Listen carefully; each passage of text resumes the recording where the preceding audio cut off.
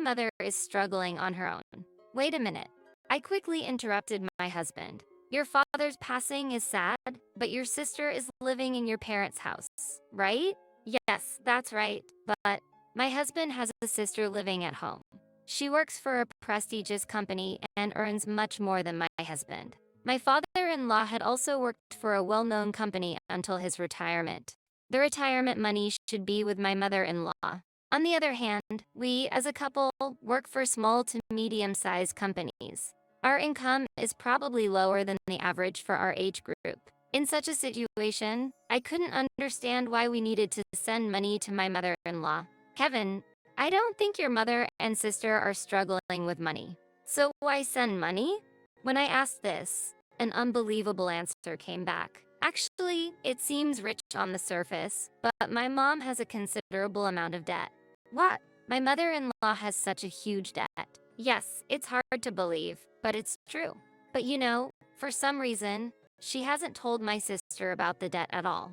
That's why I brought up this idea to somehow help her. But what about your father's retirement money? Actually, it seems that most of it went to his hospital bills, surgery costs, and funeral expenses. So now, my mom is really in a tough financial situation. That's a really difficult situation. Yes, it is. That's why I know I'm asking a lot, but I really want to help her. Seeing him bow his head deeply, I was torn. My mother-in-law had helped us, as a couple, many times before. While I was looking for my current job, she actively took over all the household chores in my stead and often came to cook dinner.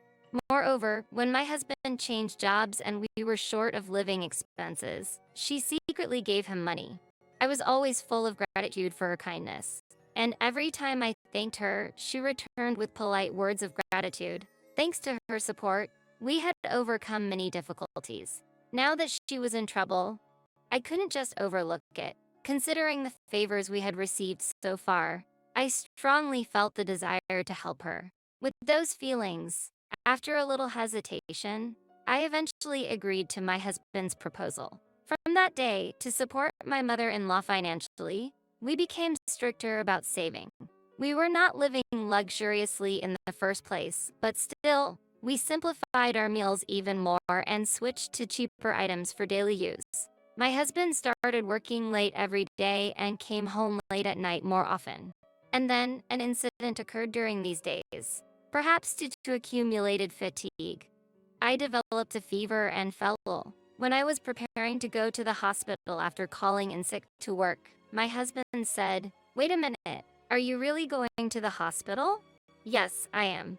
"Just a fever, isn't it? There's no need to go to the hospital for a mild fever, especially when we need to save money."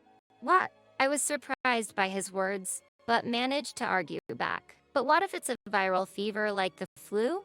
We have fever reducers at home, right? Just take those and rest. You'll get better.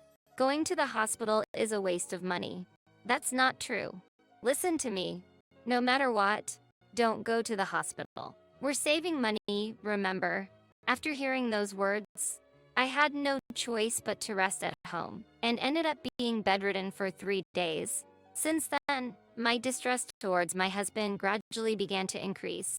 Months later, to check on my mother-in-law's well-being, we visited my husband's parents' house. As I stepped into the living room, clothes and travel bags were scattered everywhere. Were you in the middle of sorting something out?" I asked, and my mother-in-law replied with a beaming smile.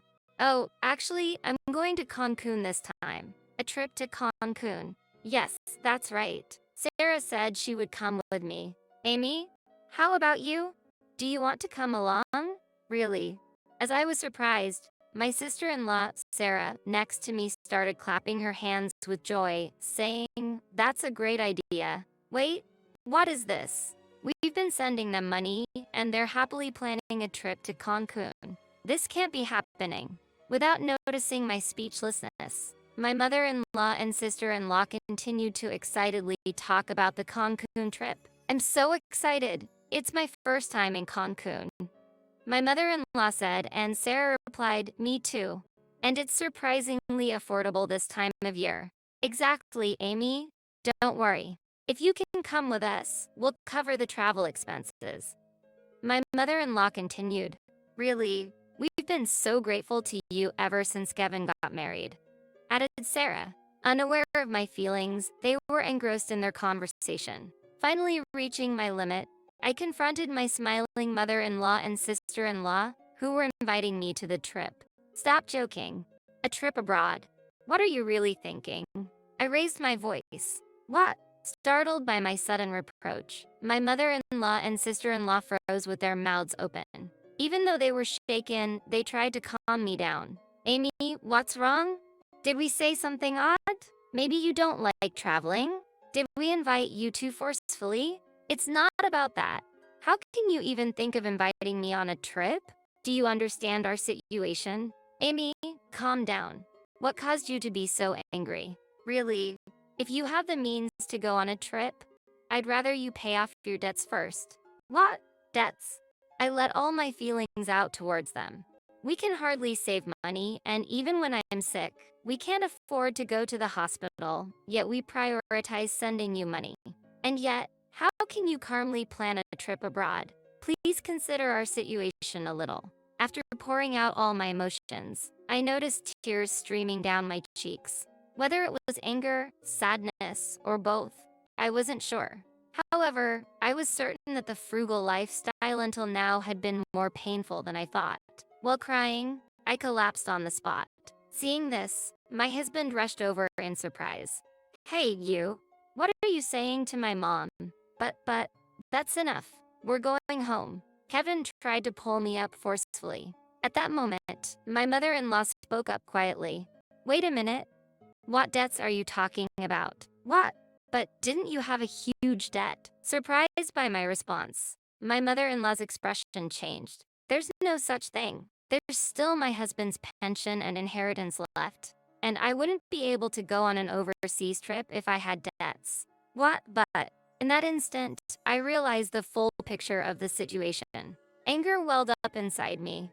The reason why my husband's income didn't increase despite his daily overtime. Why I was the only one getting thinner and sick, despite the strict savings. And why my usually polite mother-in-law never thanked us for the money we sent. Then, I faced a shocking truth. The need for sending money, as my husband had been saying, was actually a fabrication. There was never a need to send them money. I could have gone to the doctor immediately when I got sick. I would have realized it if I had thought about it a bit more. Realizing this made the pointlessness of our past frugal life evident. But in our financially tight life, it had been hard to make a calm judgment. My mother-in-law and sister-in-law on the scene seemed to realize the truth behind my husband's words. They looked at Kevin with a doubtful gaze. Kevin, what's the meaning of this? Amy says she was sending money because you had debts. What's all this about? Kevin was clearly looking for an excuse. No, it's different. Actually, how is it different? Explain it clearly.